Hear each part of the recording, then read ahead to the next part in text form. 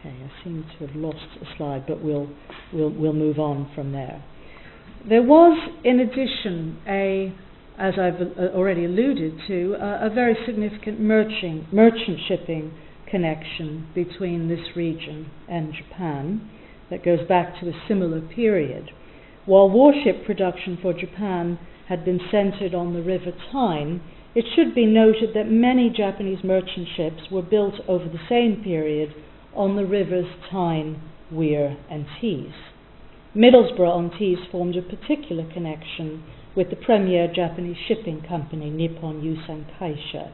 And you're looking here at a postcard of an NYK line ship, the Hakusan Maru, which goes back to the well actually it's a bit later than that, this one, it's into the early 20th century. From 1896, NYK's European line operated a bi-monthly service into Middlesbrough. So in addition to merchant ships being built in Newcastle, in Middlesbrough, and in Sunderland, there was also this shipping line, the European line, or the NYK, which established a European line service which travelled from Yokohama to Antwerp. And Middlesbrough became the loading and coaling port for the return journey to Japan. It was the only East Coast port that was used for that purpose. So virtually from the 1890s to the 1930s, every 2 weeks, the Maru boats, as they were called into Middlesbrough, and the Japanese became known to the local community in this way. Eventually, a number of Japanese sailors decided to make Middlesbrough their base. They lived in the boarding houses along the Martin Road in Middlesbrough, and some of them stayed, married local girls, and raised their families in that part of the Northeast. It's a little known but most fascinating connection. By 1901, this northern port town had its own honorary Japanese consul, and by 1920, a growing community of Japanese sailors. One estimate actually sets this at about 250. I don't know if it was ever that high, but it was certainly significant. So here again, a relationship based on trade and economic interdependence would have underlying social consequences. And just to show you fairly briefly a few photographs which represent that connection, we're looking here at the crew of the Mona, including Mr. Beccio, Ryoichi Beccio. This was taken in the 1920s, and that is Mr. Beccio just here. There are other Japanese sailors as part of this ship's company. Now the next image also shows Japanese in Middlesbrough, a fairground photograph from this period. I mentioned that some of them stayed on in the region, married local girls, some of them got work on land, and of course they had families, and the descendants of these Middlesbrough Japanese, some of them still live in the region today. Indeed, it was through meeting the sons and daughters of these Japanese sailors that I was originally able to acquire these photographs. Their upbringing, fascinating, was really that of local Middlesbrough folk. Their fathers were Japanese, but many of them were off at sea quite a lot. They had resonances of Japanese culture in terms of the style of cooking when their fathers were home, in terms of the various cultural artifacts they lived with. The sailors met with their friends, their fellow sailors in each other's homes, so they had their Japanese uncles, as they referred to them, but essentially they were brought up by their mothers in a very northeastern way. So the cultural layers are particularly interesting.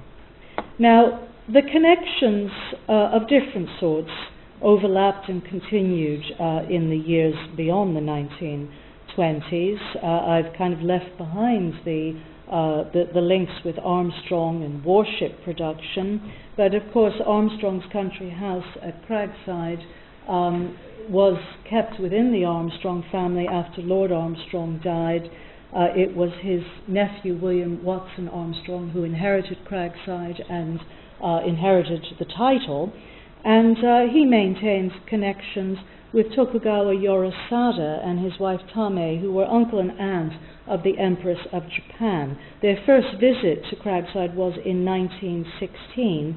They paid several visits there over the years. This one was, this photograph shows a visit in 1929, and the gifts that were given to the Armstrong family remain on display in the so-called Japanese room. If you visited Cragside, you'll have seen many interesting photographs and objects. Well, while the relationship between Japan and the Northeast was greatly tested during the Second World War and in its aftermath, the process of reconciliation began with a visit by a member of the Japanese imperial family in 1953. The 19-year-old Crown Prince Akihito, now Emperor Akihito, visited Britain for the coronation of Queen Elizabeth in 1953, and he was invited by the Armstrong family to spend 8 days at Cragside. So this photograph and many others were taken on that occasion. And on his return to London, Crown Prince Akihito stopped in Durham to have an official meeting with the mayor of Durham, which is what we're looking at here. He received an official civic welcome, which was denied to him in Newcastle. But this was prior to returning to London. There was a reception held at the ambassador's residence in London, in Kensington Palace, at which the Japanese throughout the UK were invited, or to which they were invited, and most interestingly, the Middlesbrough Japanese, some of them still have the invitation cards from this significant occasion. Well, it was just over 20 years later, and there's nothing I can do in half an hour about jumping 20 years. I'm afraid I must just do that. And I should say many other links continued, licensing agreements, all sorts of other business associations, but that's for another time. It was just over 20 years later, in 1974, that NSK, Nippon Seiko Kaisha, Japan's leading ball bearing manufacturer, announced its decision to establish a £7 million ball bearing factory in the UK. In 1976, NSK Bearings Europe Limited was established at Peterlee in County Durham, the first of 54 Japanese companies that would come to invest in the Northeast over the next 40 years. And we know, of course, what this photograph refers to. We've won it. An image, front page of the Evening Chronicle from March of 1984, and this is, of course, announcing Nissan's major investment in the Northeast. This was announced with great fanfare, as you can see, and as you may well remember. It was, as the Sunderland Echo put it, like winning the cup again. The loss of the region's heavy industries, including shipbuilding and steel production, in the post-war period had resulted in a regional unemployment rate of 20% by 1984. So Japanese investment and the jobs it brought with it meant truly a shot in the arm for a Northeast that had once known better days, and I do well remember myself the tremendous euphoria of those times. This slide shows Nissan's president at the time, Kume Yutaka, and Prime Minister Margaret Thatcher at the opening of the Sunderland car plant in September 1986. As iconic images go, this historic encounter between Kume and Thatcher certainly echoes the launching of the battleships on the Tyne for the Japanese Navy. It represents, in a sense, the beginning of a new chapter in Japan's relationship with the Northeast, a new and most significant chapter, which I hope we can discuss a bit in the discussion session later on. But it is a story, the Nissan story, which I know Trevor Mann will take up. Thank you very much.